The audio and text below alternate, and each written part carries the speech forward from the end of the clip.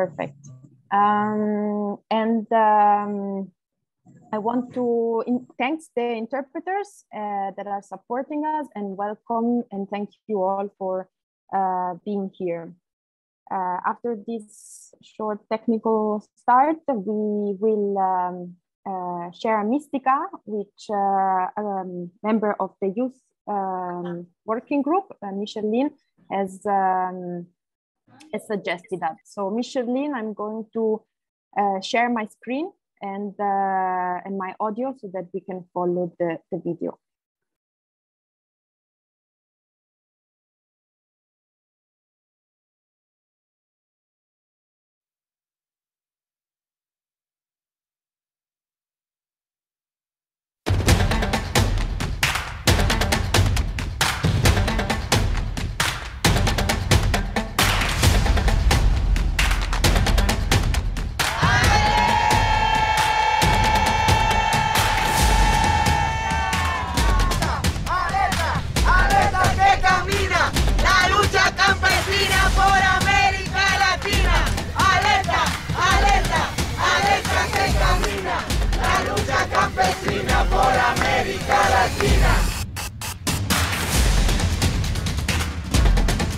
Durante todo este periodo de la pandemia, la familia campesina no hemos dejado de sembrar ni de producir alimentos. Para empezar, voy a compartir semillas de mi parcela.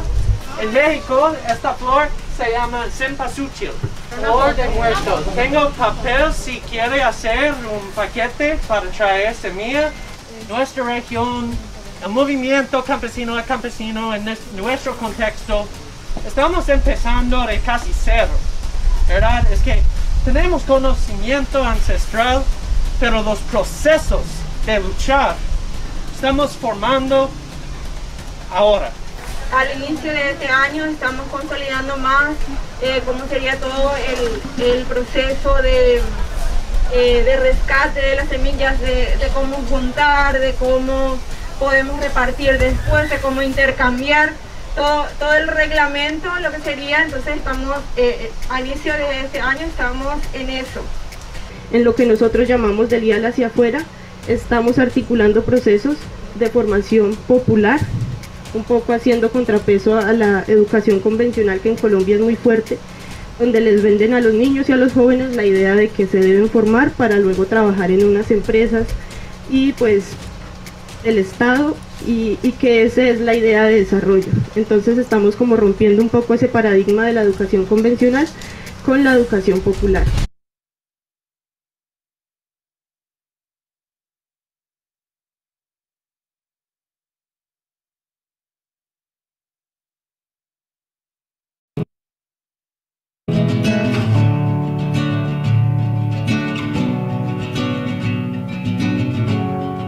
Esta es una parcela trabajada con concepto agroecológico. Aquí vemos, pueden ver la diversificación de cultivos. Aquí ven lo que es el aguacate semín 34. Tenemos aguacate beni, tenemos mango, caña, también hay limón. Esta es una parcela, también hay una parcela diversificada para que sí la familia tenga el sustento durante el año. Entendiendo que en Colombia la lógica de producción es un poco más convencional y que contamos con muchos recursos para hacer prácticas agroecológicas que ustedes con menos recursos las hacen. Entonces de verdad que es demasiado inspirador todo el proceso que ustedes tienen y también resaltar el proceso de la juventud, porque en Colombia los jóvenes están emigrando a las ciudades y necesitamos que sepan de estas experiencias para que le cojan amor al campo.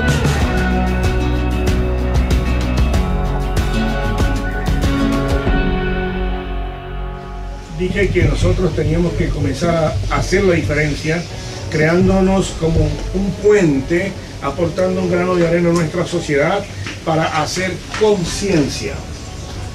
No cambiamos si no cambia nuestro pensamiento. Si nos mantenemos haciendo lo mismo, siempre tendremos los mismos resultados. L'État qui n'a pas contre client, c'est pour nous capables de prendre terre qui n'a pas l'État pour nous travailler. Année 2022, nous 49 ans. Depuis n'a pas contre l'État. Et nous-mêmes, nous avons campé avec bras ferme. Et pour bataille ça, pour nous capables de gagner et pour nous gagner pour toujours, et nous besoin jeunes qui rebelles, qui pas bailler les gains dans la bataille là.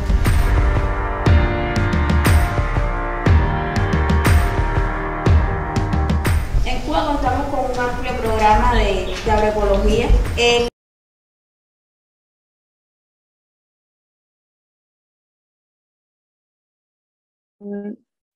I had to move through the video because it was very long, but we just wanted to show you the strongest part where they were talking about youth as part of this meeting organized by CLOC. Thanks, Micheline, for sharing this Mystica with us. Before we start, I just include one last interpreter in the booth, and then we start.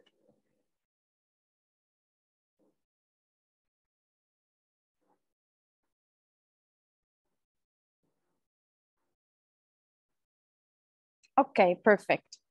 So in these next 5 minutes, I will make a quick recap of the consultation process that we have been following in the past month with the IPC Youth Working Group. And I will do it by sharing a presentation.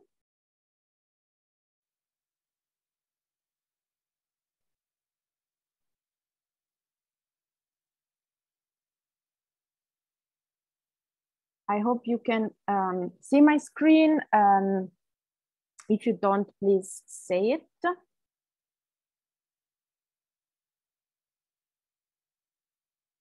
Okay, so we started in May under a line of work that we have been following, which is the one of the UN Decade of Family Farming. Under which there is a specific pillar 2, which focuses on youth.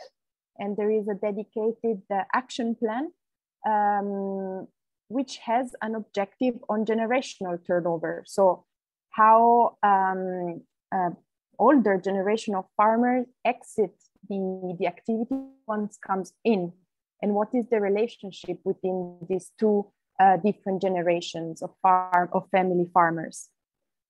And the consultation has been done under 3 main steps. The first one was an online questionnaire, to open to all IPC members. The second step was a series of regional consultations with the different IPC regions in July. And now we are concluding with 2 days of global consultation, where we will share the outcomes of the regional consultation and discuss. Today is the first day of consultation, and we will have a second one next week on the 11th of October. The consultation mainly addressed the 3 themes, which were translated into 3 main questions. The question of intergenerational transfer of land and other natural resources, the question of intergenerational transfer of farm assets, including knowledge and skills and financial resources, and the question of intergenerational transfer of political roles and responsibilities, both in our movement and in the relationship with food institutions around us. And I will not go into detail in the questions which were asked, but for you to maybe also have a look when we will divide into breakout rooms as a reminder. These are the 3 questions, which generally they asked around these 3 themes question of existing or missing policies, questions of barriers for youth, actions which are done within our movement towards the improvement of generational turnover in family farming. And where are we going with this consultation? This is also the most important question, because after we conclude this process, we will organize a dedicated meeting with the FAO, hopefully different units, so not only the one which works on the decade of family farming, but also units which work with the issues of technology, climate change, or genetic resources. Because youth, it is indeed a transversal issue. So the idea is that we can feedback on our results with them and think together of a route of collaboration based on our outcomes. But also we would like to discuss the outcomes of our consultation with other partners which are involved under the UN Decade of Family Farming. And finally, we want to identify our own priorities and strategies as IPC, develop, for example, a political statement or an action plan on generational turnover, which should not only involve the youth working group, but all the different working groups in the IPC, because, as I said, is a very transversal theme. And today we will open this consultation with the results of the regions, and we will hear the voices of IPC youth members who will talk about their own regions. So I would like to start with the region of Asia and Pacific. Therefore, I would pass the floor to Kamar and Siti. The floor is yours. And we take minutes for each region. So please try to be considerate of time. Thanks.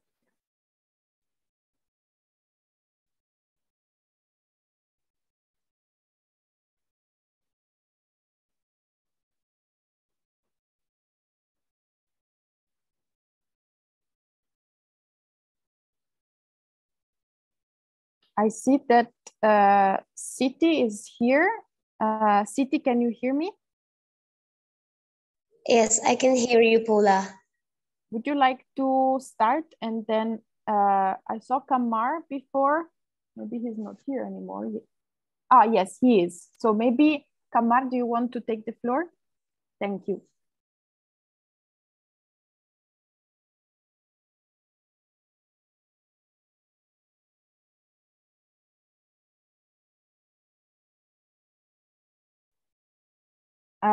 I think, I don't know, but Kamar doesn't have the microphone icon.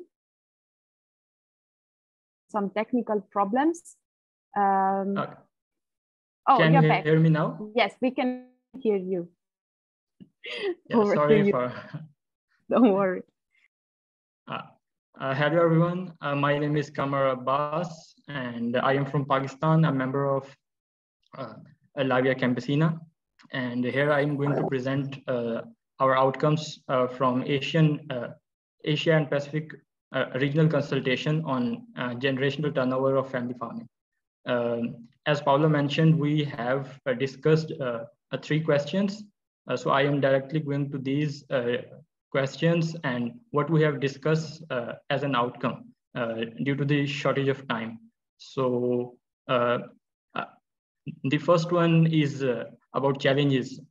What are the challenges? So access to land and natural resources is one of the biggest challenges that youth of Asia and Pacific is facing, and land grabbing is at the root of youth struggles in land.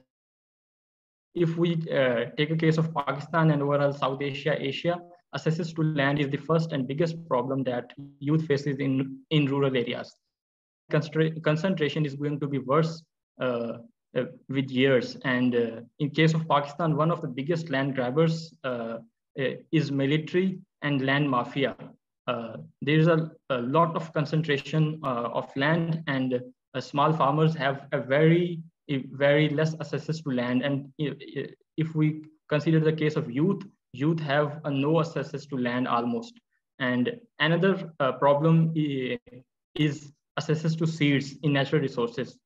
As a seed market in Asia is dominated by the corporate sector, whose actors are also the ones who sell fertilizers and pesticides, and making farmers, and especially small farmers, dependent on these poisons in rural areas. Multiple legal policies existed to support the corporate sector, but there is to support their property rights system, but there is no such policy to protect small and family farmers who are often criminalized for using and sharing their own seeds. There is no right in most of the developing countries to save and share their seed. And if we talk about access to land for women, then it is much in countries and in Asia especially. But the contribution of women in agriculture and food production is a large contribution. In case of Pakistan, only 3% women accesses their own land. And the second one is accesses to farming assets, and most important farming asset is accesses to knowledge and skills. Another one is accesses to financial resources and market and technology. And if we talk about accesses to knowledge and skills, it is very difficult for young people to access knowledge on agroecology and local and indigenous customary practices. Another issue is also the difficulty for older farmers to accept new knowledge that is brought by young people. So it is mainly an issue of knowledge exchange also. In case of Pakistan, there are almost no government initiatives for young farmers training in agroecology especially, and there is also no agroecology training schools and centers in rural areas where most of the agriculture and small farmers are based.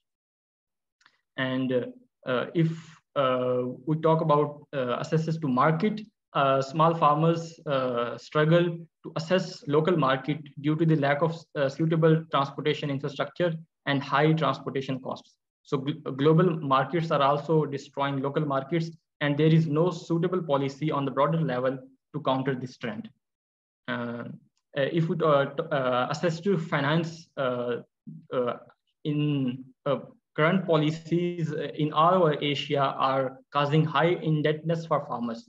And if we talk about the case of Pakistan, small farmers are always in high debt by purchasing costly farming inputs in each season at the time of sowing.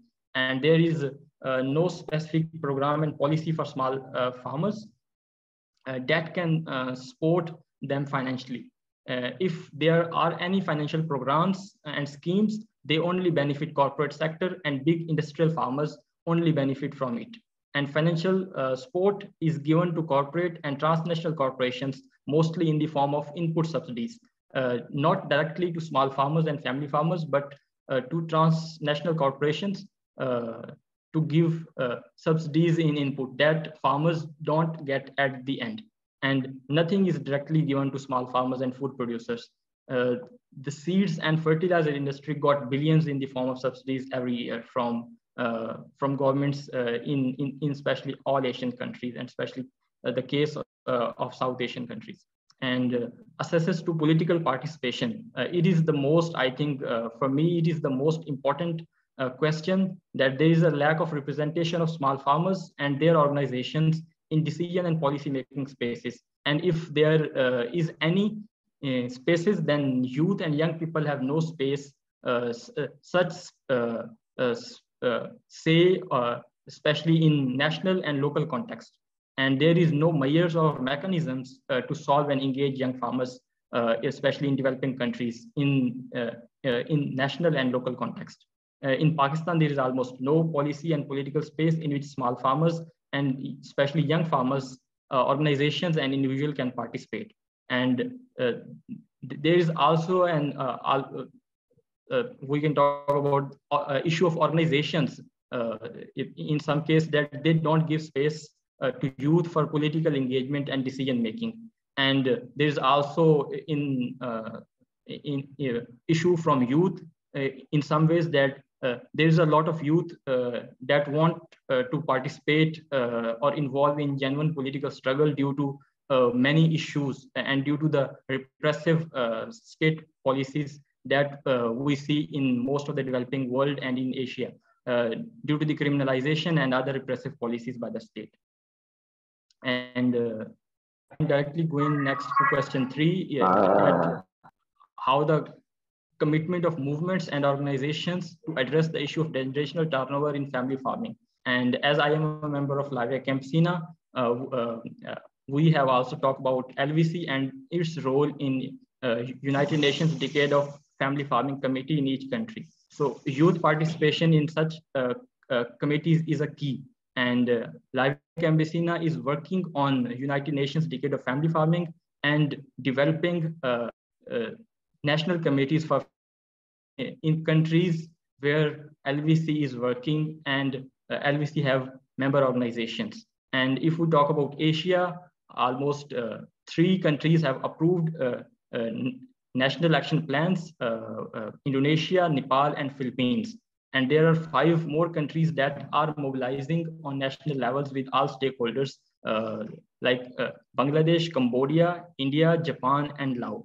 And LVC has a role in all these countries to make and mobilize and work on the national action committees in family farming. And additionally, regional consultations are also being launched to draft regional action plans, especially in South Asia, in collaboration with the Secretariat of the South Asian Association for Regional Cooperation, SARC, and also in Southeast Asian region. And LVC is also one of the global steering committee, part of global steering committee from previous year. And LVC have a 2 representative in GSC, Global Steering Committee. And LVC has also vice presidency in this. LVC is working with all its member organizations in each country through different regional meetings and questionnaires to address this issue. And Chris shared the work of its youth organization, Majorc, that is fully youth focused and youth-led organizations. And Majorc is also involved in the United Nations Decade of Family Farming and its process.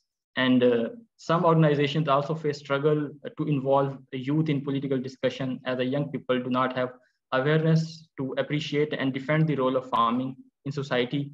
And there's an issue of youth migration from rural to big cities that organizations need to address. Yeah. Thank you, and I will pass it to Siddhi for question 2. And sorry if I take more time. Yeah, thank you.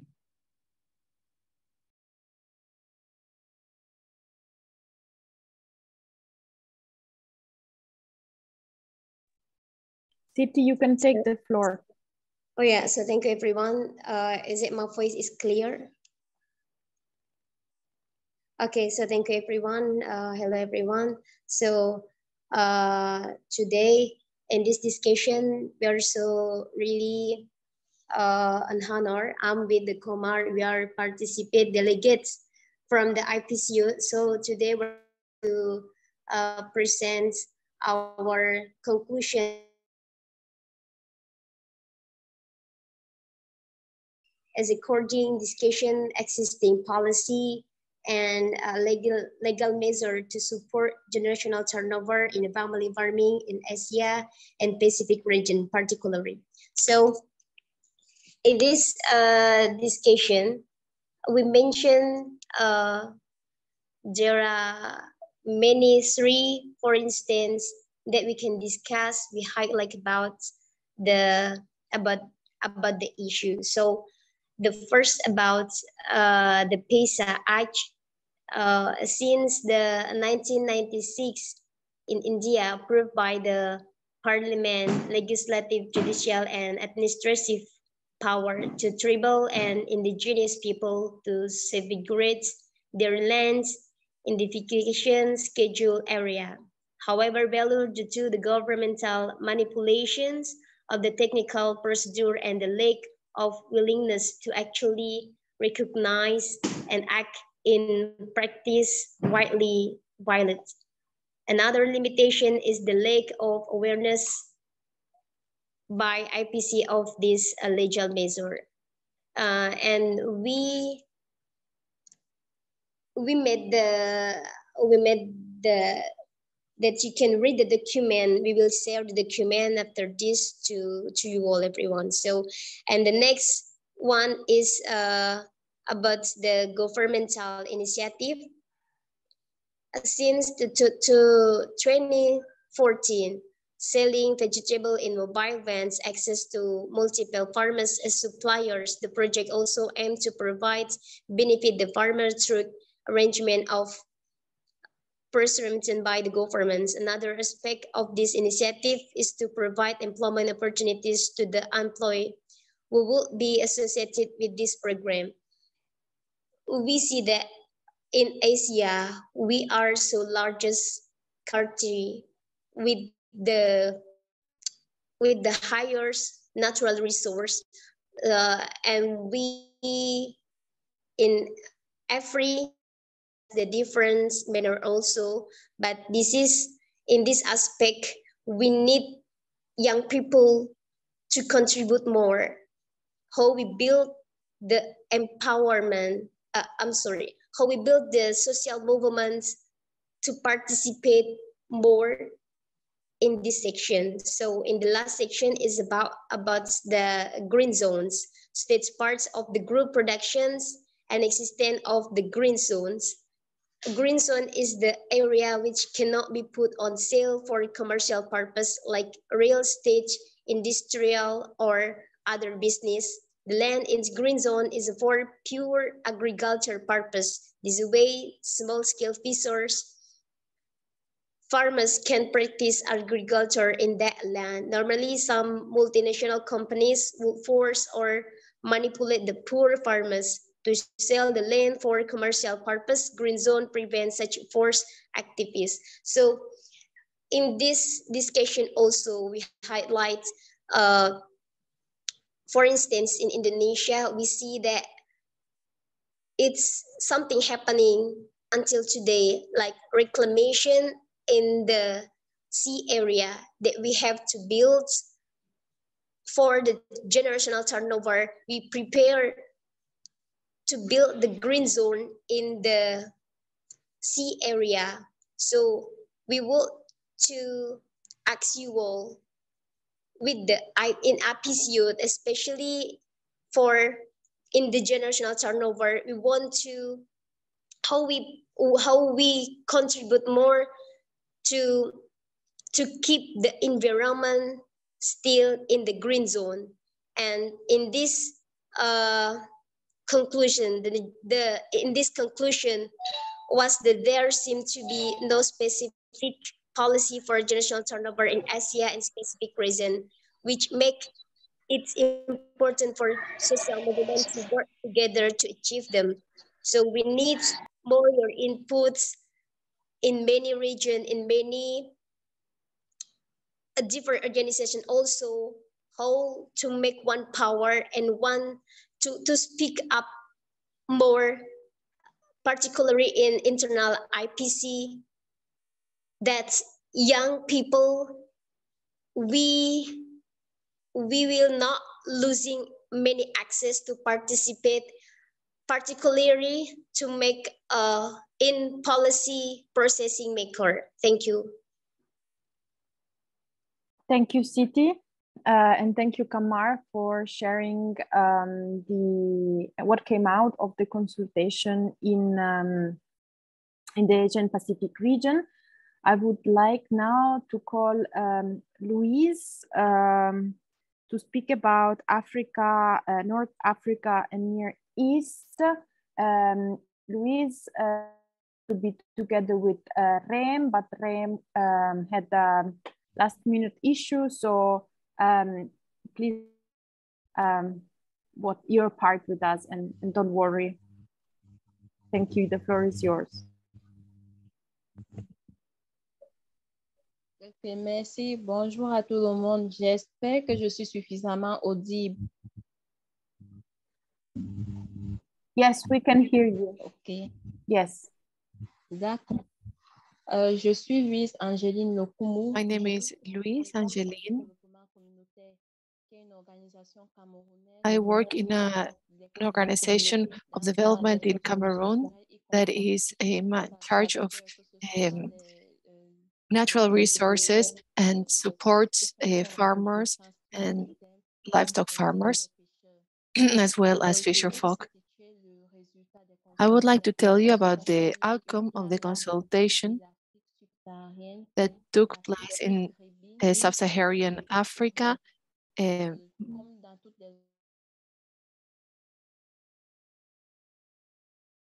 And we answered the 3 questions that were posed. The first one was about the challenges that we find in our region in connection with the generational turnover in challenge. It's connected to natural resources. We have a legal framework that is not favorable for young people to own the land. So the legal framework doesn't favor young people accessing ownership of lands.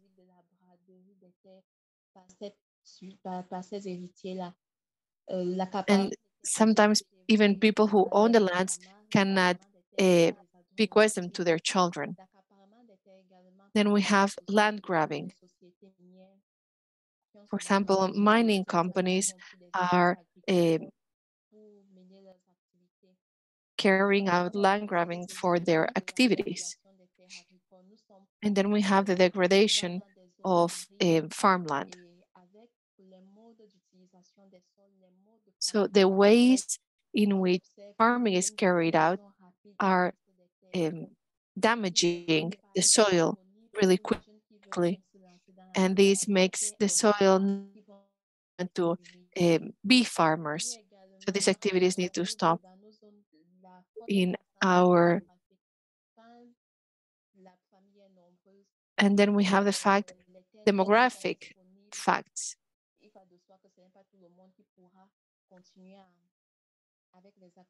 People are moving out of the countryside. Another challenge are the policies to preserve biodiversity. Les aires protégées interdisent également la ressource et pour les éleveurs. So this means it's hard for livestock farmers to get resources within pastures. These livestock farmers can't have the access they need. There are obstacles also for other farmers,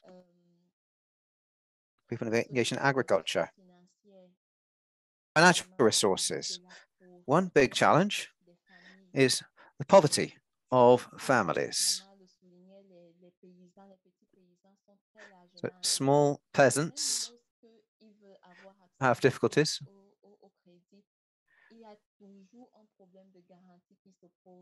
There's a problem with guarantees. In Cameroon, for example, the most appropriate guarantee would be in terms of tenure. Peasants can't get loans also. Then they can't do their farming. Generational handover. There's a weak link between generations.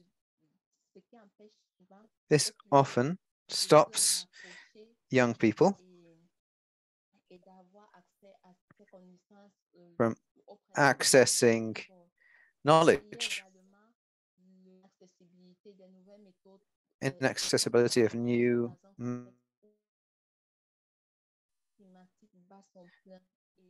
climate change is having an effect too. So farming is changing.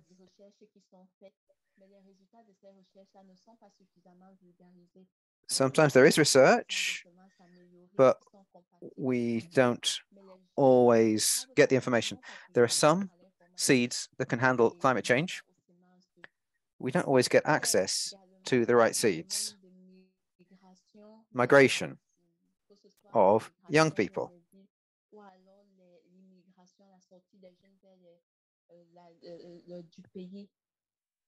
So migration of young people, nationally or internationally.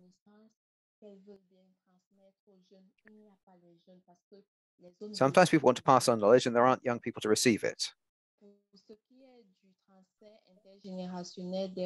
Intergenerational handover.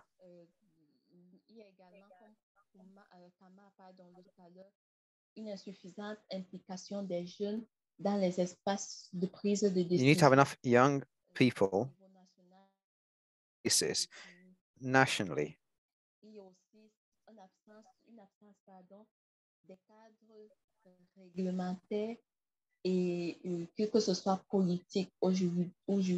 We are missing skilled people nationally. We need people to manage participation of young people. It's another barrier.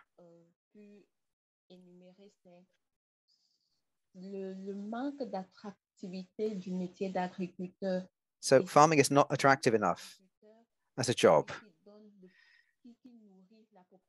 They feed the population, but it's not valued.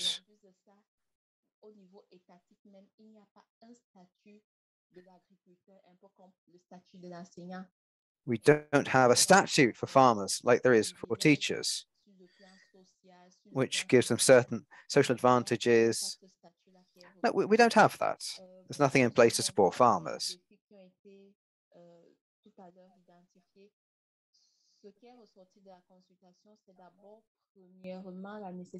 First of all, we need a legal statute giving advantages for farmers. We need to improve existing texts. Young people can have access to land and seeds, so the case can be made.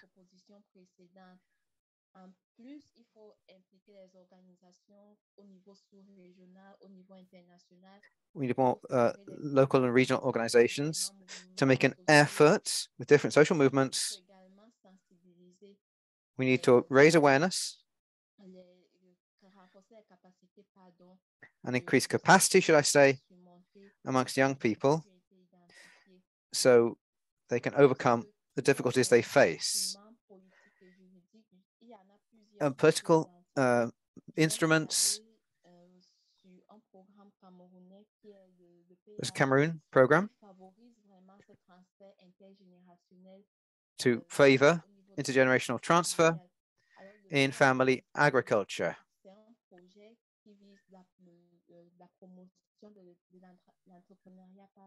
To agripastoral entrepreneurship, people can build businesses in the pastoral sector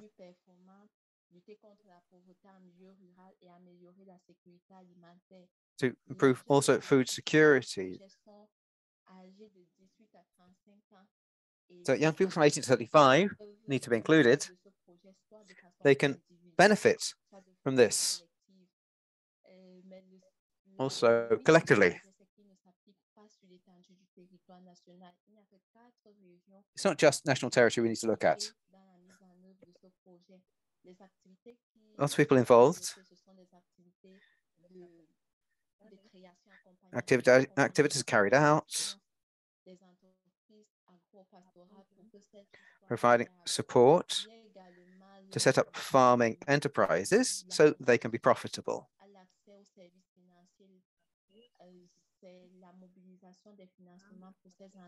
This can help improve access to financial resources for these companies.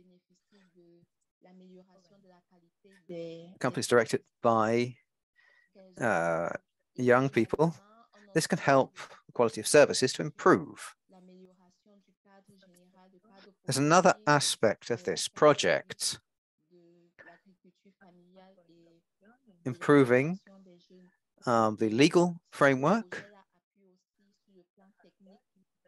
for family farming and for inclusion of young people. Technical support is provided for young business people. We have got some figures thanks to this project. 4,000 young people have received support to create businesses in animal production of vegetables. More than 4,000 young received funding. More than 10,000 jobs have been created. This is thanks to this funding. These companies that have been set up that are directed by young people. I'd like to talk about some personal experience. I work for an organization.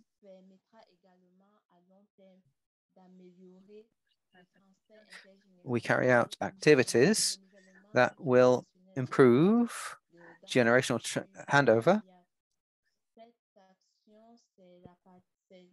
in agriculture.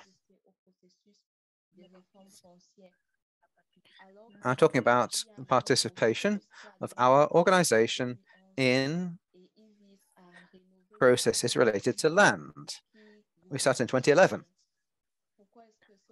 We are improving the legal framework regarding land.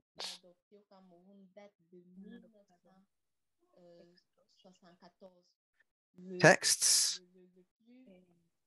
have been adopted in Cameroon. These go back to 1974. That's the oldest relevant law. The most recent law is from 1985.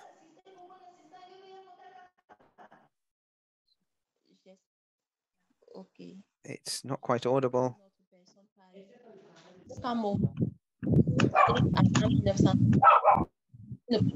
De titres fonciers. Donc, tous ceux qui sont nés après 1974 n'ont pas de titre foncier. Voilà, par exemple, une incongruité. People born after 74, they don't have land title for their lands. Then there's a lack of recognition of traditional rights.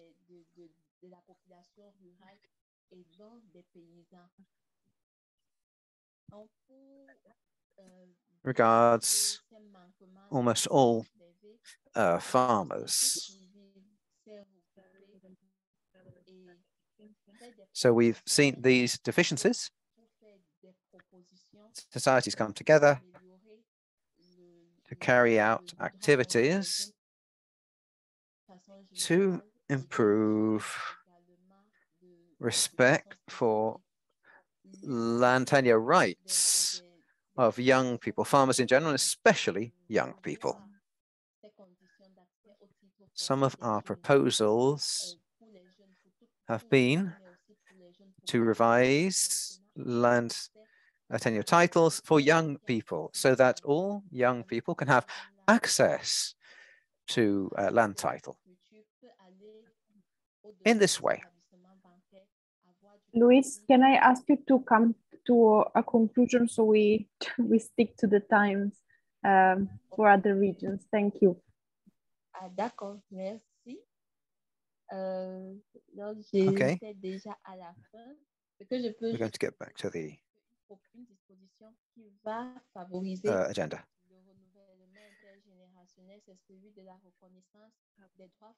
I just looked to talk about one solution, recognition of rights to land ownership. Get these rights, then young people, farming sector. Thank you. Thank you, Luis. Thanks for also shortening your presentation.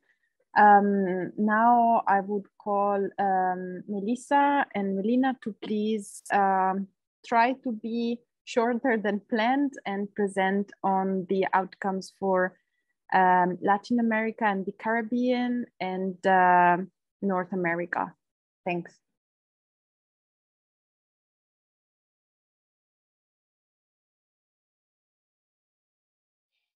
Bueno, muy buenos días para todos y para todas. Hello, everybody. I'm Melissa, part of the Latin America and Caribbean farming movement. Maila is the name of. Mencionado mucho de los jóvenes es muy diversa, pero también nos congregan y convergemos en muchas de las situaciones que en el momento nos vienen afectando.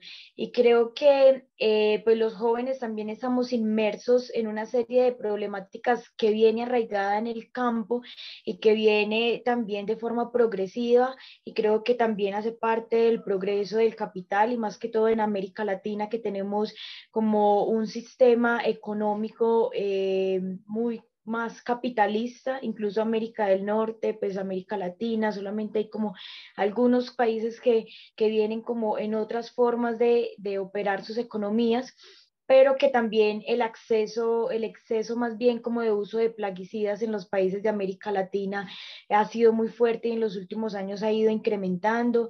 También el trabajo agrícola sin protección y seguridad laboral, la falta de garantías para el acceso a la salud, pues también es un tema que nos viene a nosotros los jóvenes, pero que es un tema muy general del campo, el cambio climático, la homogenización del campo y los sistemas alimentarios, la privatización de las semillas, el acaparamiento de tierras, la violencia y el desplazamiento de las zonas rurales.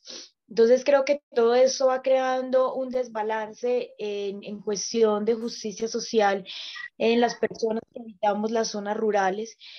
Y bueno, entonces como lo hicieron los demás de mis compañeros y compañeras, pues me gustaría como puntualizar en unas de las preguntas que hicimos en el inicio del cuestionario. Y esas preguntas van como en el acceso a la tierra, y se dice entonces que el acceso a la tierra es mucho más complejo para... Parce que l'accès à la terre est très complexe pour les populations indigènes. Sistema de acceso a la tierra que les implica ir por el gobernador o por la persona de mando, y que tienen otras prioridades, y que también muchos de esos territorios han sido pues como algunos de ellos ya cooptados por multinacionales, y que no se tiene pues como unas políticas claras en el acceso a ellas, la apropiación de tierras por grandes terratenientes, y el acceso a la tierra aún se hace mucho más complejo para familias campesinas en una situación de empobrecimiento, porque los altos costos de la tierra y la falta de crédito también para los jóvenes pues hace que sea un limitante el acceso a la tierra. Ahora, el acceso a la apropiación política, es importante reconocer que falta como un reconocimiento de los jóvenes en el proceso político, y eso se va desde la participación de los jóvenes en los espacios de discusión. La participación de los jóvenes pues es fundamental, porque es allí donde nosotros traemos nuestras voces y expresamos cuáles son nuestras necesidades y a qué es lo que necesitamos como hacerle frente o más fuerza dentro de los procesos de incidencia político, la formulación de políticas públicas o la incrementación de otros programas o espacios de construcción para jóvenes.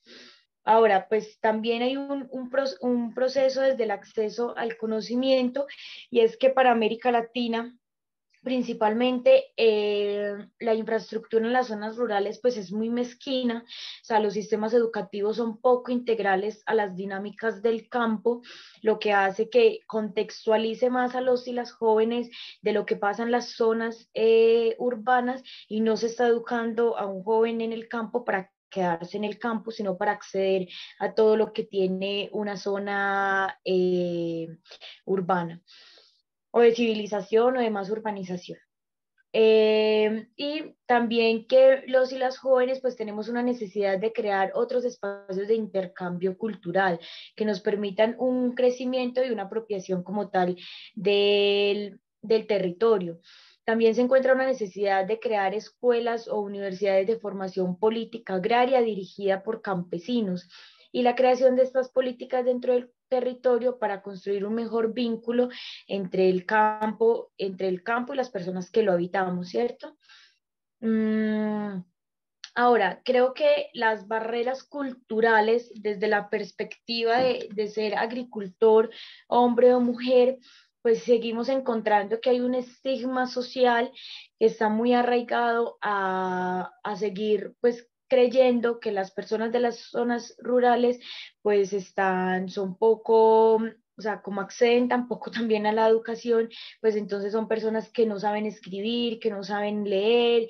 Entonces, claro, hay una influencia también de parte de las familias y una presión para la migración de jóvenes de las zonas rurales, que siguen siendo un estigma también, como esta labor y este trabajo que han hecho los y las campesinas, importancia que tienen para el crecimiento pues como de la sociedad es nuestra labor.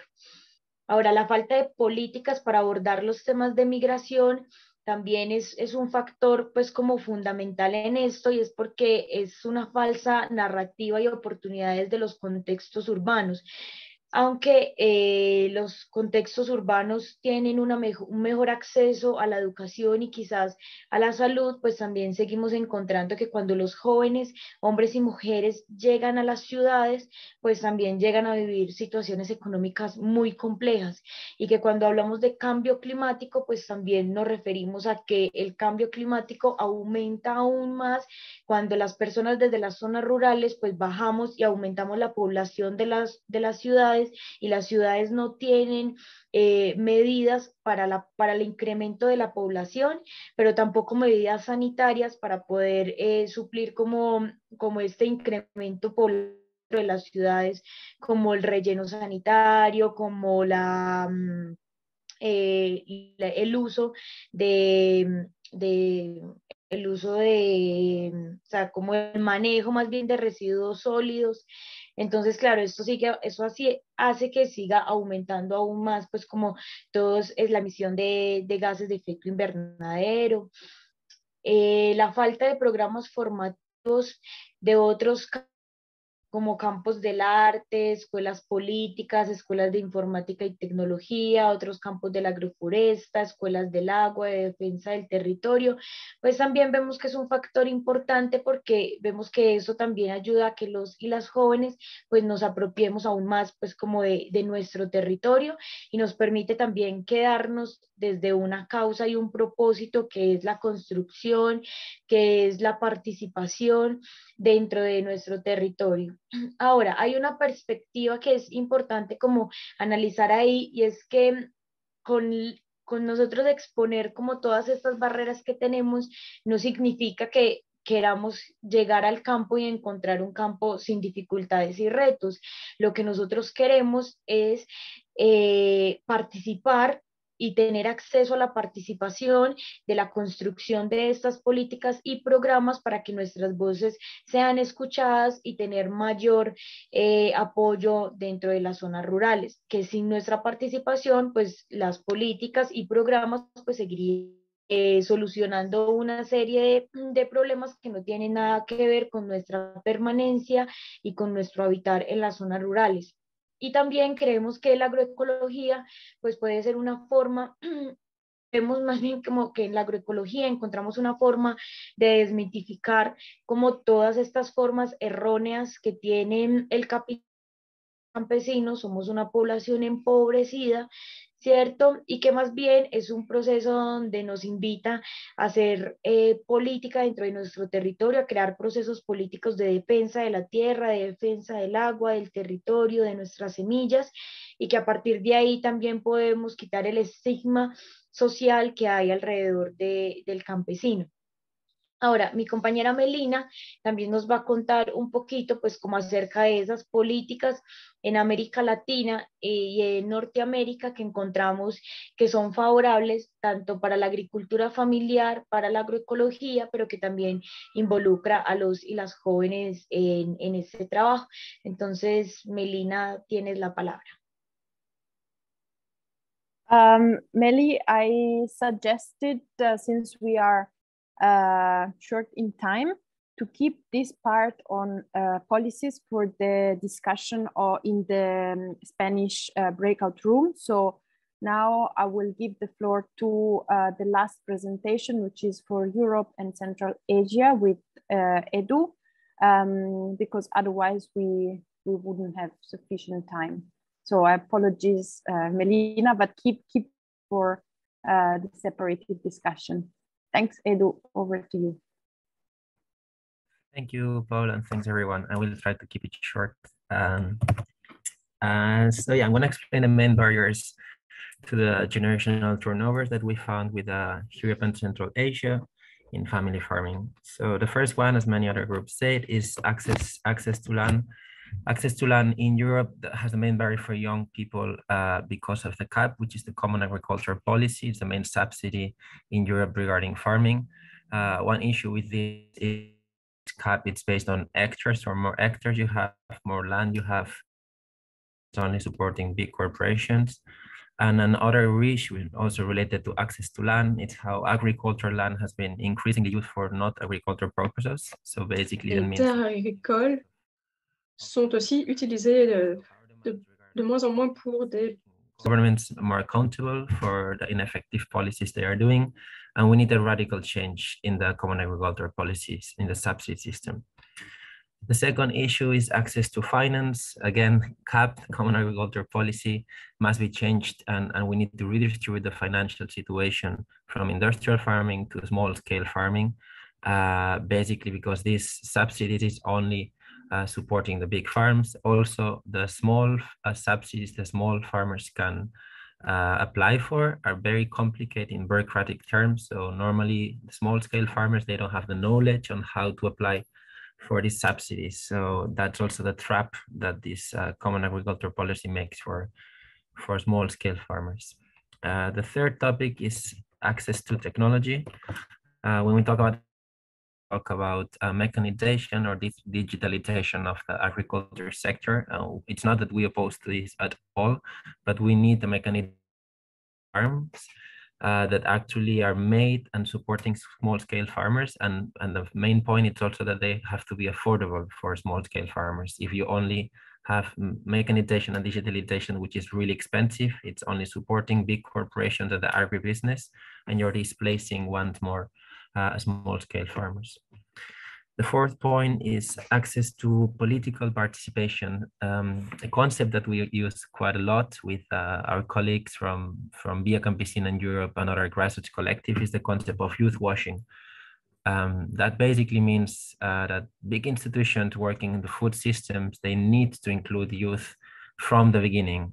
We are feeling in the last months that they want to count on youth and they want to include youth, but they always do it at later stage in negotiations, in political discussions. So our big demand on this is including youth from the beginning, because that will make easier for everyone to have this over.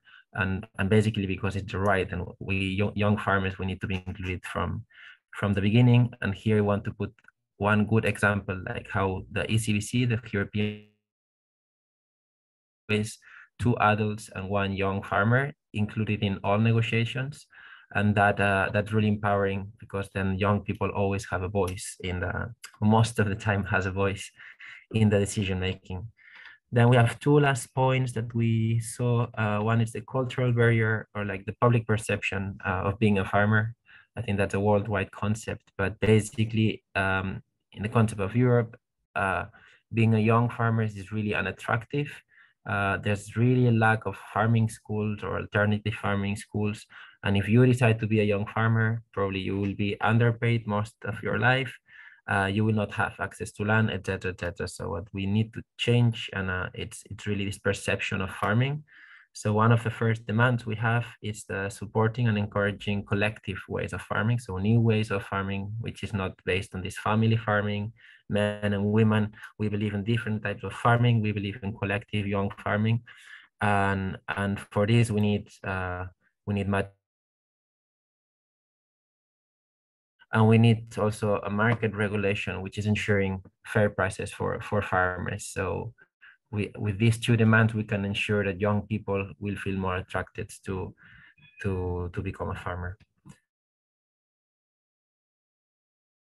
Transfer, like, so the fact of the farms are increasing in size and being more mechanized and being more digitalized make it very difficult for young people to access to all this information, also because it's based on extremely hierarchical structures and not horizontal.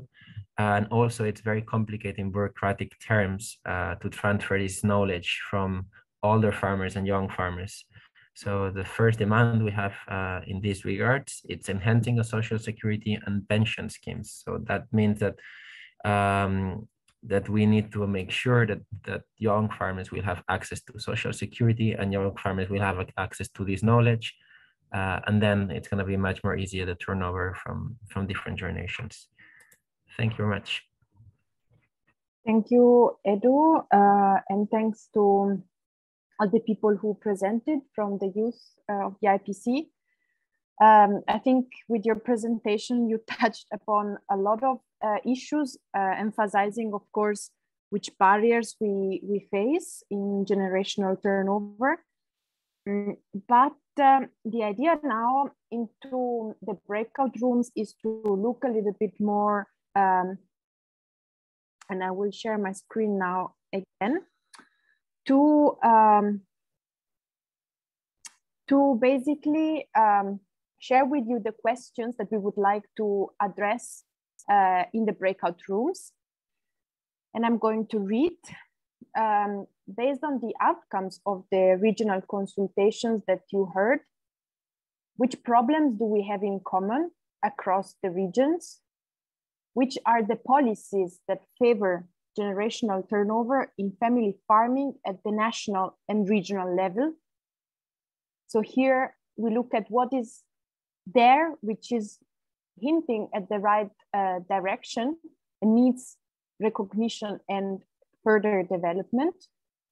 And finally, which strategies to pursue and push for these policies based on experiences that can serve as examples. So as you can see here, we look a little bit more ahead, and these the results of the breakout room discussion we will bring to the second day of consultation, and we will use it as a basis for our future work as IPC Youth and IPC as a whole. So there will be now 3 breakout rooms based on language. You should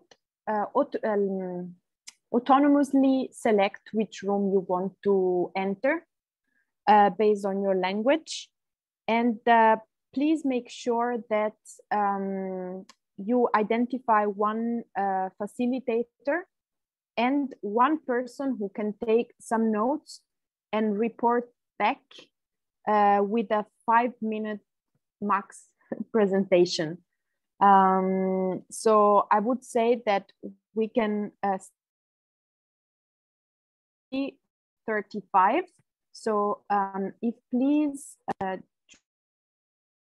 these rooms, and I'm going to share the presentation link with all of you, so you can also post your notes directly into the presentation and have the questions.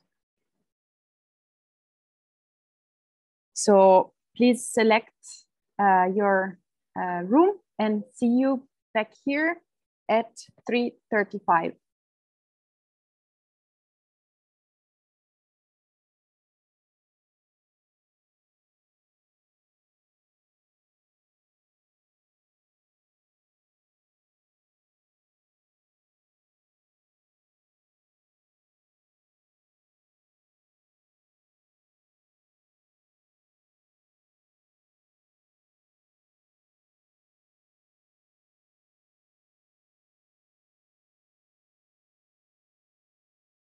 Gimana Mbak Ira? Mbak Ira? Oh iya ya.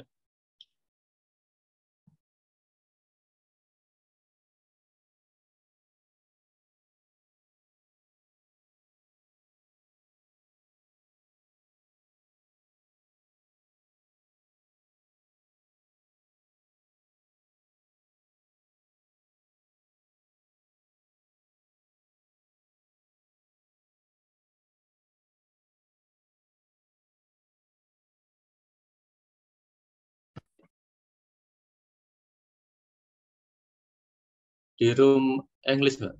Iya.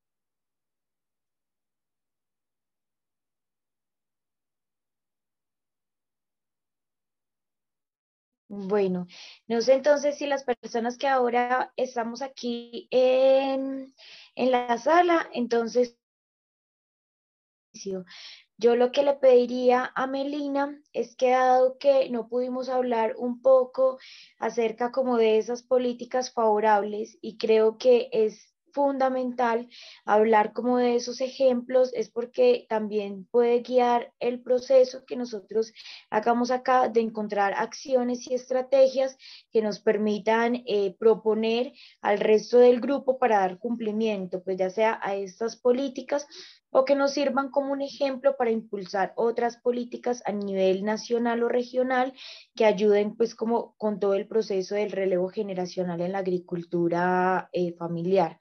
Entonces, Melina, yo creería que de pronto, no sé si en 5 minuticos nos cuentas así como rápidamente, como algunos de los casos de las políticas que encontramos para América Latina. Bien, sí, gracias, Melina. Tenemos un nombre. Bueno, me presento ahí, yo soy Melina, soy de Uruguay, y integro la Comisión Nacional de Fomento Rural, Organización de Agricultores Familiares, y a su vez regionalmente integro la Confederación de Organizaciones de Productores Familiares del Mercosur, que es la COPROFAM por la cual participo en este espacio. Bueno, como decía Melissa, en la consulta de América Latina y del Caribe salió algunas políticas en algunos países, que hay algunas que son en general hacia la agricultura familiar, pero hay algunas que tienen como el foco en juventud, más precisamente en Canadá salía que habían algunas políticas que están divididas por provincias y que en realidad son pocos programas a nivel de todo el país, pero en realidad en algunas provincias cuentan con política, y ahí tenía como un poco un foco en la juventud. Después había en Costa Rica, ahí hacía mención de que hay medidas especiales de apoyo a créditos para mujeres rurales, pero bueno, también hace la especificación de que no hay para el relevo generacional, pero bueno, ahí como que cuentan con una política para las mujeres. En Argentina se hacía una mención que hay una política a nivel general, que es una propuesta de ley para apoyar la agroecología, pero bueno, ahí tiene como algunas dificultades en el momento de realizarse por cuestiones legales y demás que les... En Colombia hacía mención de que tiene una resolución del Ministerio de Agricultura y Desarrollo, y que por lo que entiendo ahí se desprende que tiene lineamientos estratégicos de política pública para la agricultura.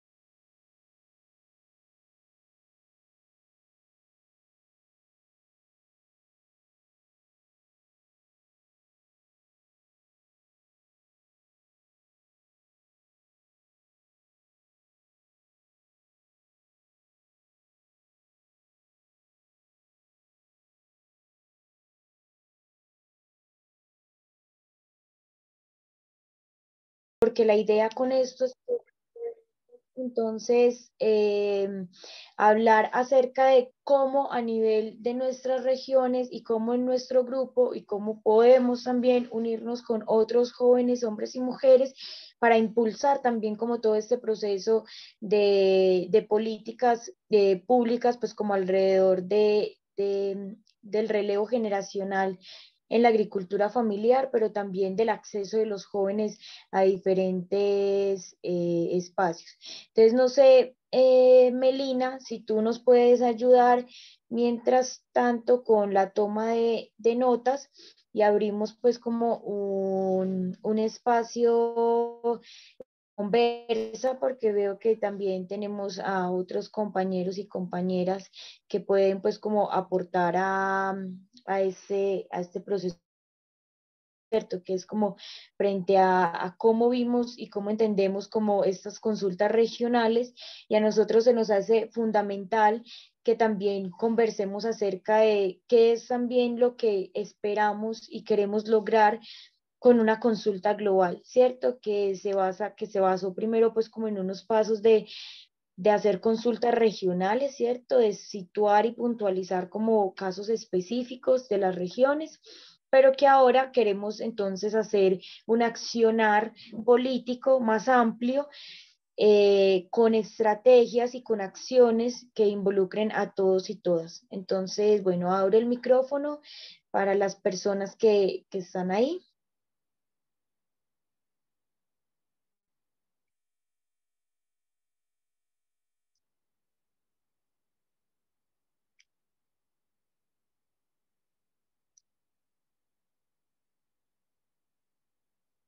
¿Nadie? O no sé si de pronto hay que ampliar como un poquito más como el proceso de la consulta. O sea, es que la idea de acá, nosotros desde la consulta esperamos que alrededor de poder visibilizar todos los procesos y las dificultades que tenemos los y las jóvenes en la agricultura familiar, pues podamos retomar como a crear acciones en conjuntas. Dentro del grupo de jóvenes del CIP, pues nos pusimos como una tarea o estuvimos pensando en la posibilidad de que de la consulta también pueda salir una campaña que se dé a nivel regional, que esa campaña visibilice estas dificultades que tenemos, pero que también ayude a la formulación y a la promoción de políticas públicas favorables para jóvenes, hombres y mujeres dentro de sus territorios.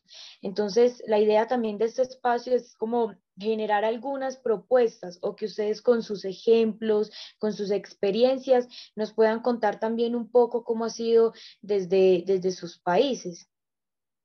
No sé, porque, por ejemplo, nosotros Melina acaba de hacer como un ejemplo de políticas, pero veo que también está Mónica, que es la compañera de México, que también puede ayudar un poquito como en ese ejemplo. Entonces, dale, Mónica, tienes la palabra. Sí, hola, buen día a todas y todos. Mi nombre es Mónica, soy de México. Igual participo en Maela y en una organización campesina cafetalera acá en México. Y bueno, creo que lo que yo al menos espero de esta consulta global es que se puedan generar directrices, por así decirlo, para impulsar justamente lo que decían, que hay ausencia de de marcos jurídicos y normativos enfocados a las juventudes, ¿no? Entonces, al menos acá en México, lo que yo veo es que sí hay apoyo general a la agricultura familiar. Ahorita está fuerte el impulso al tema, bueno, a las transiciones agroecológicas.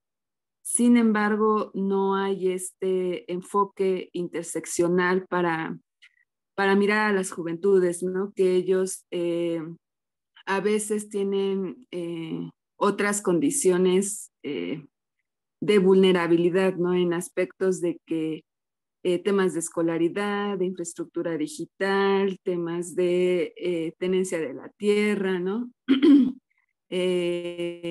Ingresos, ¿no? Entonces creo que hay juventudes, o al menos donde yo estoy, he visto que sí hay juventudes interesadas, pero también implica a veces que están muy limitados los recursos o no hay un programa que dé seguimiento particular a de zonas rurales, ¿no? Como que se homogeniza iguales, ¿no? Tanto en zonas urbanas como en zonas rurales, cuando no es así. Entonces, creo que al menos yo lo que esperaría de esta consulta global es justo eso, o sea, que marque una mirada interseccional para la atención a las juventudes. No es tanto de que seamos diferentes, sino más bien estamos en diferentes condiciones. Entonces, justamente si queremos que las juventudes que quieren se queden en el campo, pues obviamente hay que generar esas condiciones para que se puedan quedar, ¿no? Tema de acceso a financiamientos, tema de acceso a la tierra, tema de acceso a una educación de calidad para quienes quieran seguir y una educación de calidad que también sea acorde a las necesidades de los territorios, ¿no? Porque hay veces que sí hay educación en comunidades, sin embargo, son expulsoras, ¿no? Les enseñan cosas no son adecuadas para los territorios, ¿no? Sino son motivos, incluso creo que los motiva a migrar, ¿no? A buscar la industria y otras actividades urbanas. Entonces, al menos yo creo que eso es de esta consulta global. Y ya. Gracias. Te hago una pregunta. ¿De pronto consideras que hay una acción o estrategia que podríamos implementar después de la consulta, ¿cierto? Como un trabajo ya luego de realizar la consulta que podamos implementar como grupo de trabajo para lograr todo eso que dices? O sea, no sé, de pronto desde tu organización o algún ejemplo que hayas visto que se da pues como a nivel global, regional o nacional, de un ejemplo de alguna acción o estrategia que se usa para ayudar pues como a visibilizar todas estas problemáticas y también como estas posibilidades que tenemos. Sí, bueno, de hecho nosotros participamos en la red que se llama Red Internacional de Agroecología Comunitaria, donde justamente se busca generar redes de apoyo y colaboración entre juventudes de México, Nicaragua y Estados Unidos. Entonces, ahí lo que busca es justamente compartir buenas prácticas, se puede decir, de cómo las juventudes estamos involucrándonos en actividades agrícolas. Algo que me gusta es que es desde una mirada más amplia, o sea, no solamente se enfoca en la parte productiva, sino también en la parte como desde la semilla, pero también llega hasta reflexionar como qué otras formas de integrarnos a áreas más justas. Entonces, al menos eso he visto que es una forma de generar apoyo entre las más juventudes que ya están haciendo algo, más juventudes se puedan sumar o generar ese interés con esto, ¿no? Entonces, creo que eso es, creo que al igual una iniciativa podría seguir ampliando intercambio o este diálogo entre juventudes de diferentes regiones, ¿no? O sea, ¿qué estamos haciendo cómo lo estamos haciendo, ¿no? Muchas gracias, Mónica. No sé si de pronto algún otro compañero o compañera pues tiene algo que más aportar a esta plática, pues nos quedan 3 minutos y me gustaría, no sé si de pronto Javier también como desde su experiencia puede aportarnos algo a las acciones o estrategias que podamos implementar ahora los jóvenes desde nuestro accionar, desde nuestras intenciones también. Sí, bueno, muchas gracias. El hecho de que no estuviéramos participando es porque no estamos en la articulación de jóvenes y agradecidos de estar invitados para participar cada uno desde nuestra responsabilidad. Que la articulación de jóvenes de los hombres y mujeres de todas las partes del mundo está haciendo un gran trabajo en el nivel internacional, una gran participación en el Foro Global de la década de la agricultura familiar.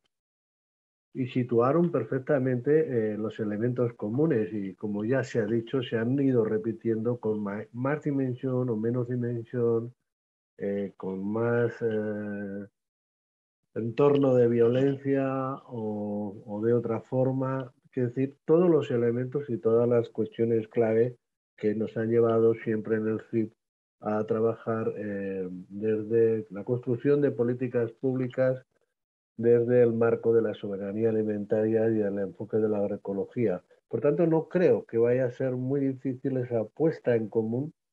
Lo que sí es cierto que detrás de la pregunta, bueno, ¿y entonces qué cuestiones concretas? La pista nos la ha estado dando desde el principio el compañero Abbas de Pakistán.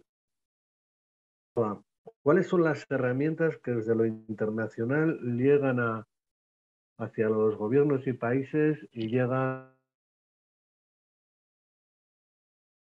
Hay un gran trabajo realizado en el Comité de Seguridad Alimentaria desde el mecanismo de la sociedad civil, pero en la década de la agricultura familiar hay un enlace directo con la lucha por ese espacio que habéis nombrado, que tiene que haber de participación activa y desde el primer minuto, desde el primer momento, en los comités nacionales de la década de la agricultura familiar.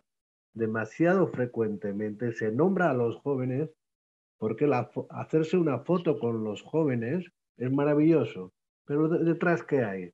Detrás ¿qué políticas públicas concretas? ¿Qué marcos legales concretos con marcos presupuestarios que realmente pongan el foco no al modelo dominante, donde Bayer está encantada de financiar en las Islas Salomón una gigantesca escuela de formación maravillosa, con gente de todo el mundo y todos los millones de euros, sí,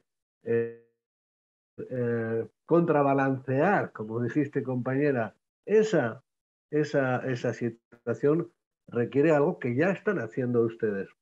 Es un intercambio de todo el trabajo que ya se está realizando desde las YALAs, desde las escuelas de formación, desde ese intercambio de conocimiento,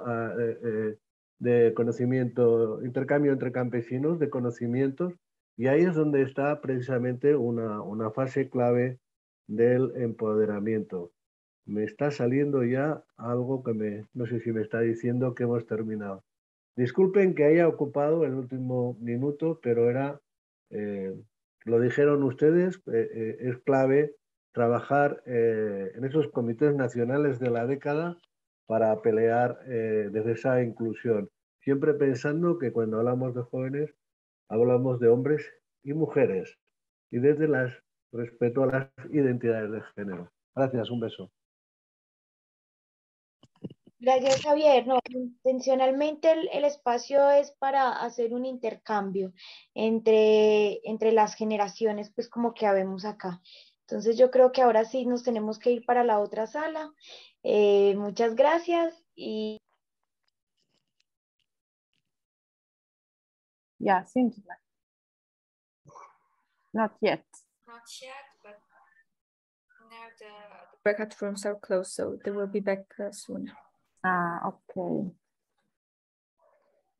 So we wait 1 more minute.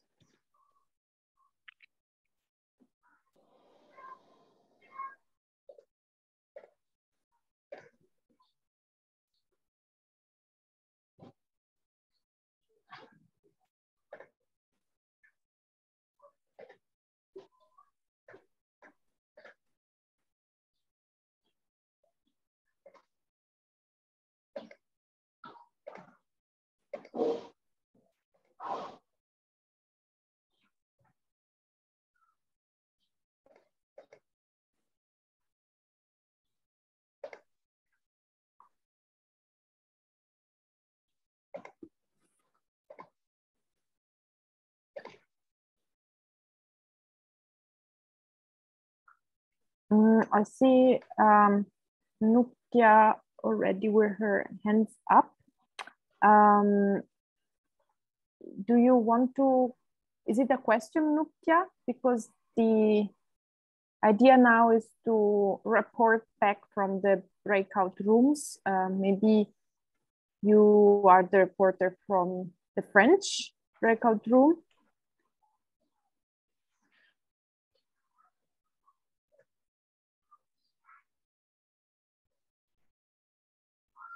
I don't know. Julia, can you see somehow if the people, because I don't know how to, I think they're back, huh?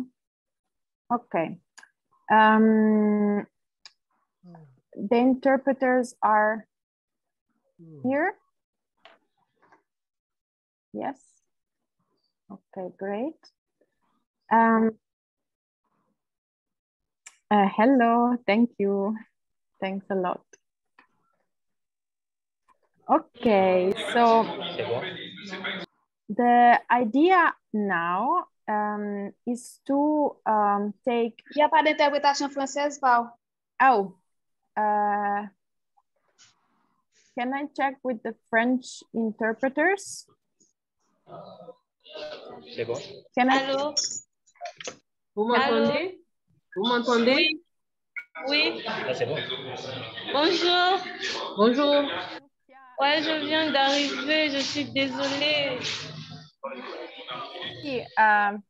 On va reporter par les salles de débat, mais avant tout, il faut contrôler l'interprétation en français.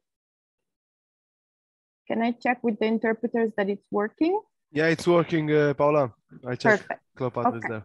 Thanks, thank you. Okay, so in this, we have 20 minutes left. Donc, il nous reste 20 minutes et l'idée, c'est de prendre 5 language room to report back on the discussions that were happening.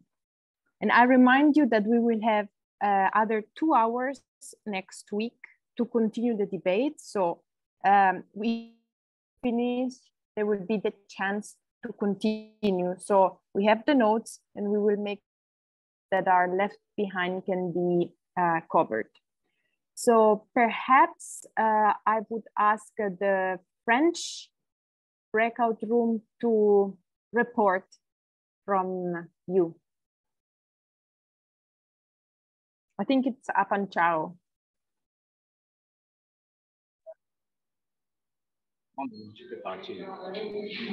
C'est quoi, mais il y a quelqu'un d'autre qui a aussi pris la note.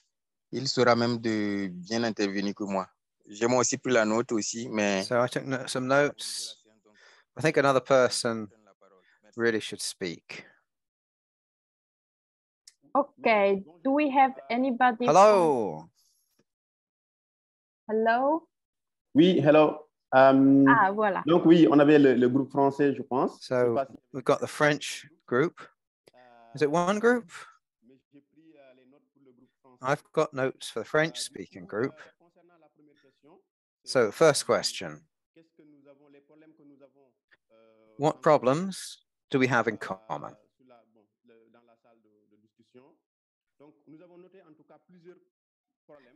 We noted several problems in different continents, generally relating to young people. Main problem, access to land. We've noticed that this is a global problem. Access to land. It's been a big problem for young people due to land grabbing. That's where it comes from. And expense. Representation of young people in decision-making spaces, especially regarding agricultural policy in rural areas. Yeah, access to credit, access to loans or grants. There are grants, but we don't get enough for young people in rural areas, in farming. There are other problems that are common. Migration.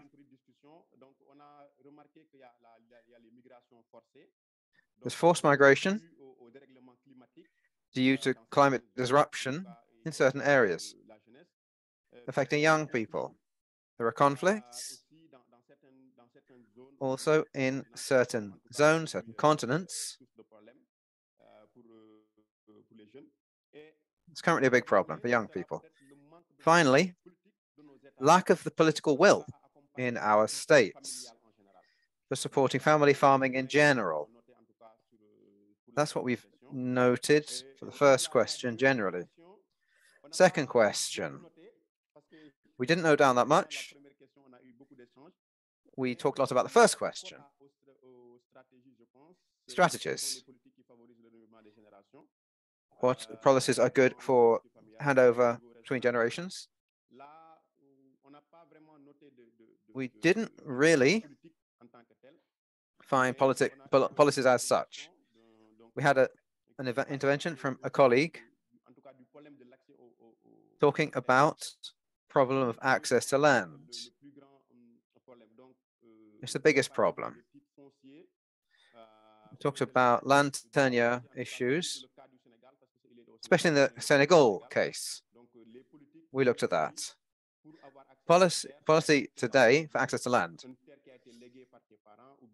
You need to inherit it from your parents, or else, of course, you could buy it.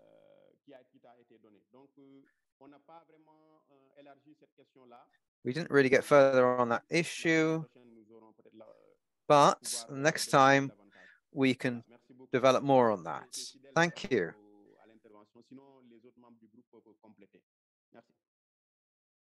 If I've forgotten something, people can add it. Thank you so much for your report. So since there are a few minutes for the French, if anybody want to complement for that working group, can go, take the floor.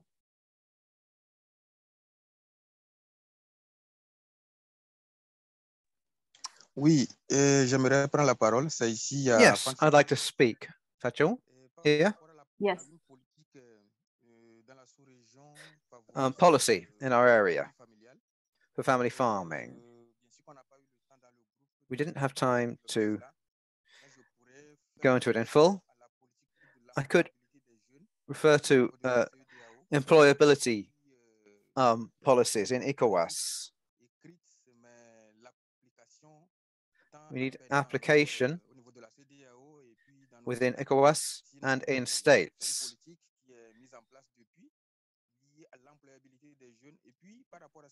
We need to improve employability. Then regarding access to land and other resources for young people, it's difficult. The application is difficult. So that's what I'd like to add. Thank you. Thank you to both of you for your report. I will ask you to please share your notes so we can use them next week. And now I would like to give the floor to maybe Melina for the Spanish. Hello, Pau. Hello, Micheline. Hello. Hello. Please mute your microphones so the Spanish booth can take the floor. And I would invite Melina if she wants to report. Thank you.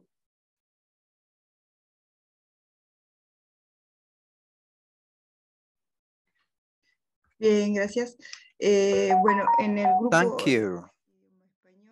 Spanish Speaking Group. compartimos fue lo que nos había quedado sobre la conclusión de las políticas de América Latina y el Caribe que había arrojado la consulta. Ahí compartíamos que bueno, que algunos países tienen políticas en agricultura familiar en general, o no alguna política, pero sí de promoción de la agricultura familiar, y alguno puntualmente tenía algo de juventud o de mujeres. Sobre lo que esperábamos de la consulta global, bueno, justamente que se generen normas jurídicas y normativas para las juventudes. Concluíamos, ¿no?, que hay juventudes interesadas, están en el medio rural, pero que están limitados de los recursos y no hay programa de seguimiento para esas juventudes. Ya en el sentido de que se interpreta que todas las juventudes son iguales, y en ese sentido somos diferentes realidades diferentes, ¿no? Por lo cual de la consulta se espera que marque una mirada de intersección para que las juventudes se queden en el campo. Hay que generar esas condiciones de acceso, tanto financiero, acceso a la tierra, centros educativos de calidad, ya que la educación de hoy, que a veces suele haber, también motiva a la inmigración por parte de los jóvenes, ¿no?, del medio rural. Y bueno, y una compañera compartía sobre el trabajo que ellos tenían de escuela de agroecología, ¿no?, que ahí planteaba lo que busca es generar buenas prácticas, como las juventudes están en lo agrícola, pero en el sentido más amplio, no solo en lo productivo. Y ahí planteábamos nuestro de apoyo entre las juventudes para continuar en eso, ampliar ese intercambio en diálogos entre jóvenes de las distintas regiones. Y bueno, promover la participación muy activa de los jóvenes en la década de agricultura familiar, y hay una propuesta, ¿no?, participación activa de los jóvenes en los comités nacionales de la agricultura familiar, y desde ahí pensar en la inclusión paritaria con marcos normativos y programas de apoyo para las juventudes. Y Melissa, si quiere ampliar algo sobre o que me haya quedado algo.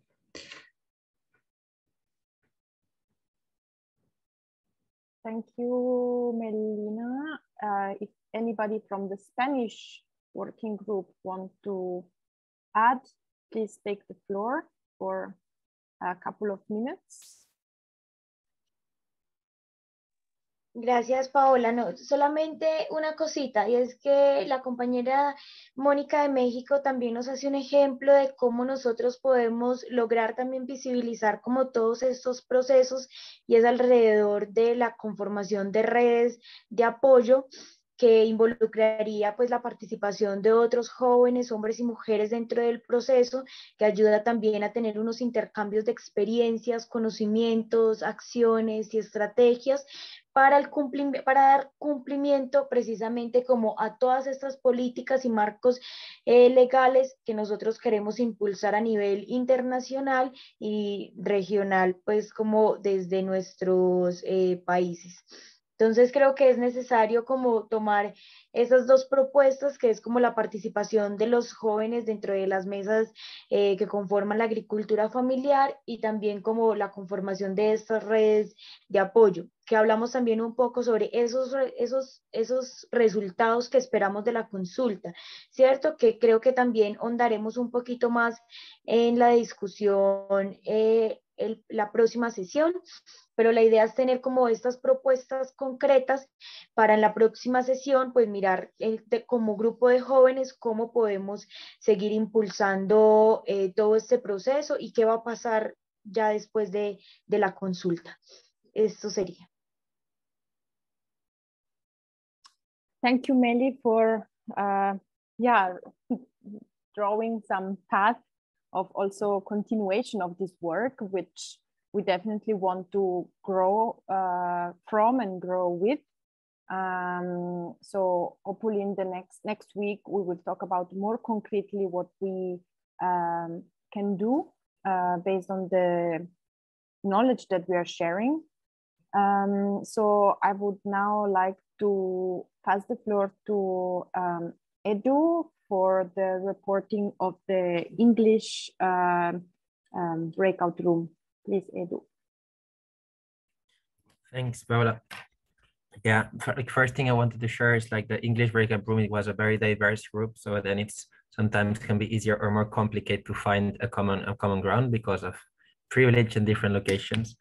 But towards the first question, so which problems we have in common across the regions, we start talking about land grabbing, land concentration, and access to land. So basically we said how land grabbing leads to land concentration, and land concentration is leading to access to land.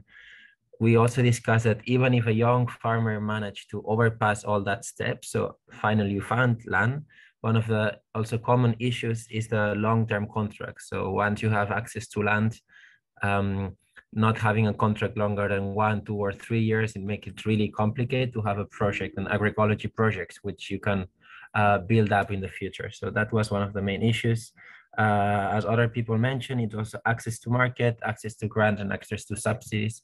If there's some subsidies that maybe in the European side, there's more subsidies than other contexts, but still because of the whole bureaucratic steps you need to overpass, make it very complicated. So if this academic knowledge and this access to credit and loans makes it also very difficult. And as mentioned, a common ground on including young farmers and small scale farmers in decision making. We all share that we take decisions. And another aspect, it was definitely about gender. It's even depending on your gender identity, it's much more complicated to feel included in participatory process or decision making. So the need of including all types of identities and all types of genders, talking about the intersectionality, it has to be one of the big demands on these regards. Then the second question about which policies are in favor of generational turnover, it was interesting because of many of them. But we shared a couple of cases. So Kamar shared that there was actually not a single existing policy supporting not even the generational turnover, but actually supporting small scale farmers. I think, if I don't mistake, correct me if I'm wrong, that was in the context of Pakistan. And then Louis also shared that there's also no policies at all of how agroecology during the COVID pandemic shows that this is the solution, and yet there was not a single policy supporting the generational turnover or small scale farmers. We also share that in the context of Europe, sometimes there's small subsidies that supports or small consultancy work that supports this turnover, but again, it's not very visible, especially not in rural areas. So the main conclusion in this group, it was that it's very complicated to access to subsidies, and in many contexts, there's not even subsidies. And the last part, which is strategies to push for these policies, we share that one of the most important things is like lobby work and advocacy for agroecology. So putting pressure at policy level.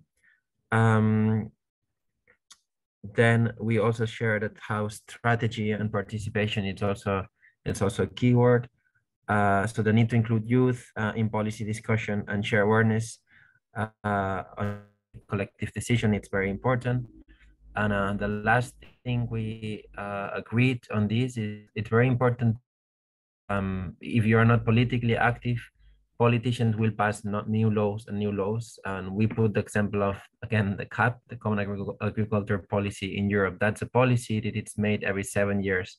So it's very important to be aware about the deadlines, and when all these policies all around the world about food are made, if we are not politically active, politicians will keep passing laws only in favor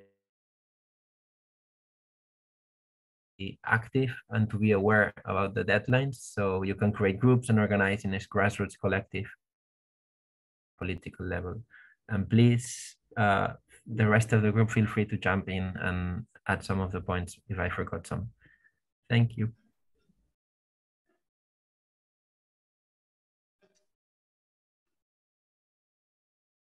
If anybody from the English working group want to add anything, we have 1 minute to add. Please just take the floor.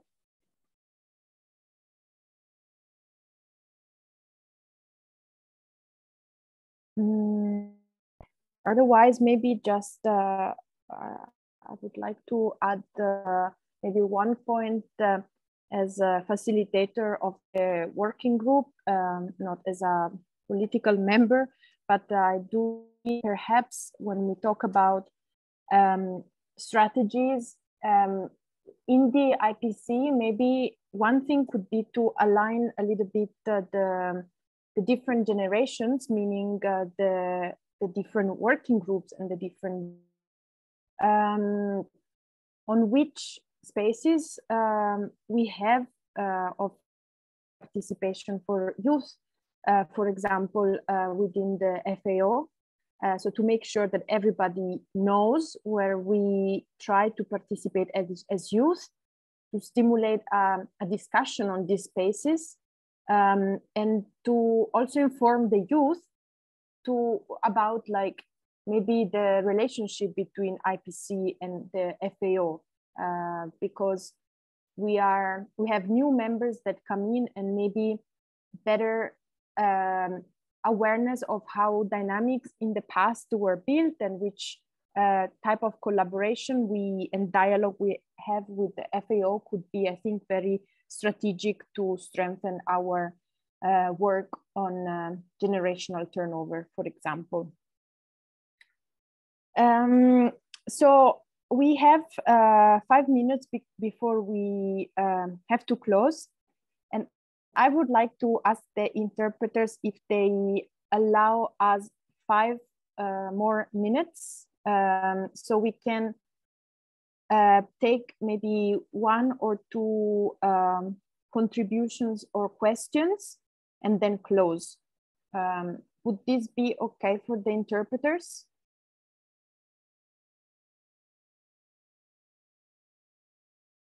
Thank you. I see thumbs ups. 5 more minutes then. Thank you so much. Yes, I would like to open the floor now. So we use 5 minutes to, if there are questions or points which want to be added. For example, Mesherlin, I know you wanted to talk, so you can take the floor.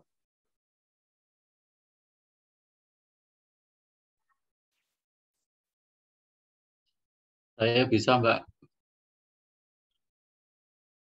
Oke.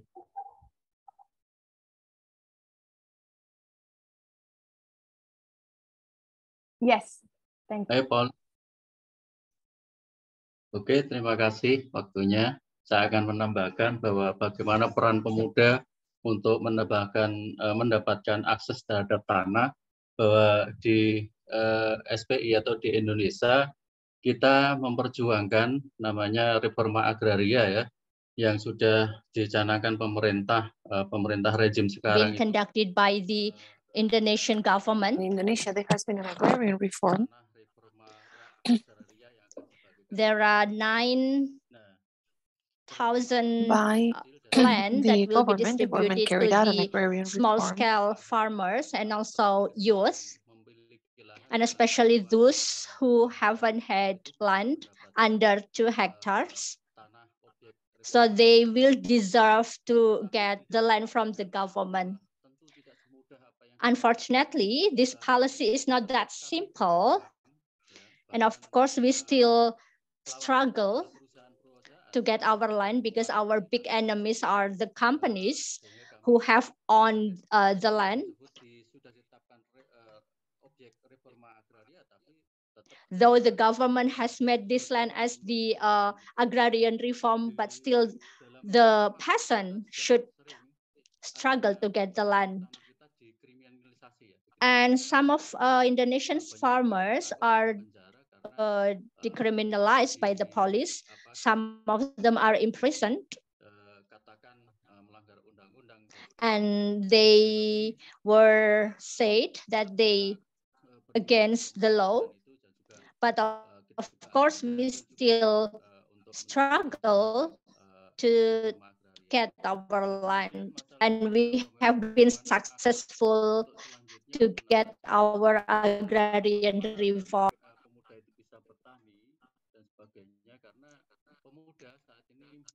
And we think that youth is actually has minimal experience about agroecology. So SPI conducted 2 tahun ini ya, several educations on agroecology. And we have been conducted this educations for the last 2 years in our Center for Agroecology. We educated youth in Indonesia. In the first year, we had 20 youth. And in this training, we conducted a trainer of training. And we hope that this youth, they would be trainers in their regional, in their areas. Agroekologi dan and they could practice the agroecology, and they could conduct the food sovereignty area.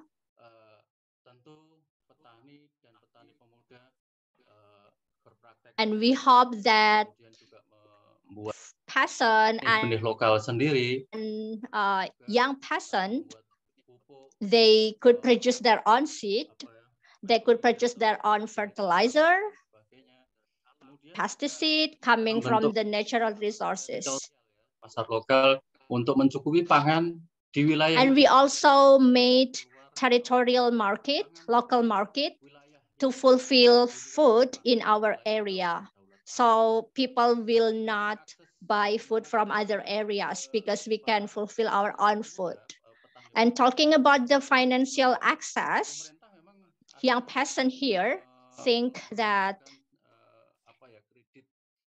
though the government has distributed credit for farming, but then young farmer do not have access for the financial support from the government because the requirement is the young person should be married, and some of us are not married yet. So those are several of a young person to get financial support from the government for the agriculture. That's all. Thank you so much. Sorry, one last point I'd like to add. We also conducted peasant experience change.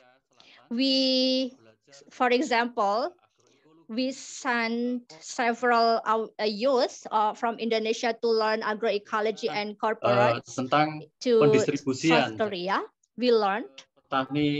Bagaimana kesulitan pasca panen. And we also learned about the distributions, about several problems, how we could actually distribute our products to the cooperatives, then we could distribute to the consumers. So in that point, we could see that youth has significant roles in the agroecology because you should be bisa menarik bagaimana pemuda bisa work in on farm and out of farm. Terjun di dunia pertanian ya di on farmnya itu melalui di kooperasinya. Youth should participate in the on farm and also out of farm. Thank you. Thank you so much, Kuznan and the interpreter. I'm so sorry because I still see one hand from Adalbert up, but we absolutely have to close because otherwise we overpass these 5 minutes. But I posted in the chat the link to register for next week part 2 of the consultation, which will be on the 11th of October at the same time.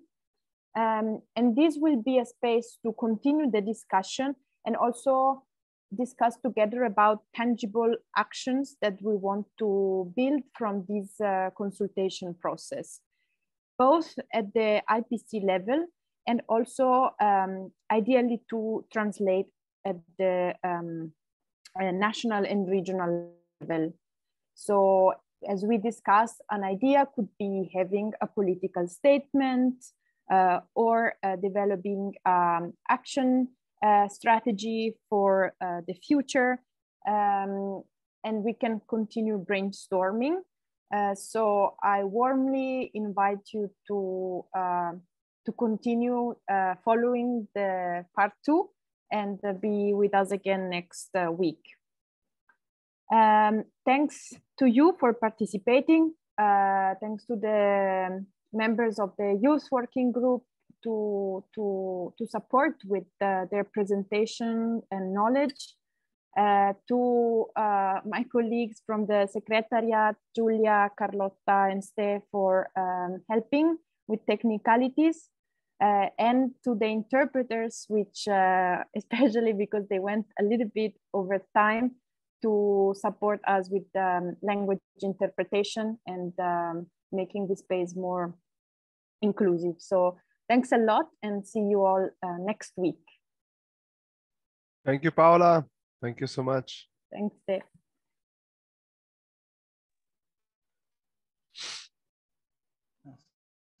No.